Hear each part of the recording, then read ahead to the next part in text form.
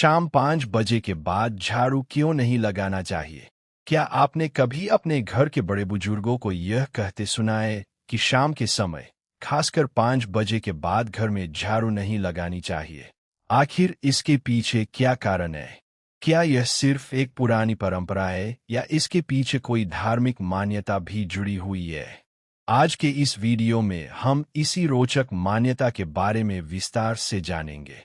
भारतीय घरों में झाड़ू को केवल सफाई का साधन नहीं माना गया, बल्कि इसे घर की समृद्धि और सुख शांति से भी जोड़कर देखा गया है।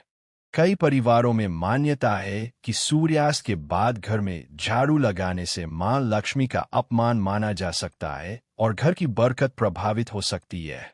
धार्मिक मान्यताओं के अनुसार दिन का समय घर की साफ सफाई के लिए शुद्ध माना जाता है, इसलिए कोशिश की जाती है कि सूर्यास्त से पहले घर की सफाई पूरी कर ली जाए।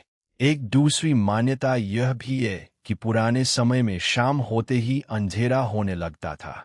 उस समय घरों में आज जैसी बिजली की रोशनी नहीं होती थी।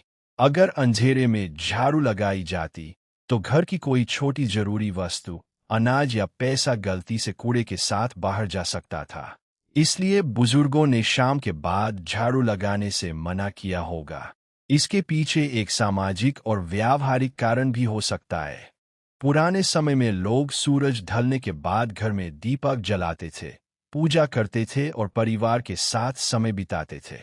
इसलिए शाम का समय घर को व्यवस्थित करने और शांत वातावरण बनाए रखने के लिए रखा जाता था।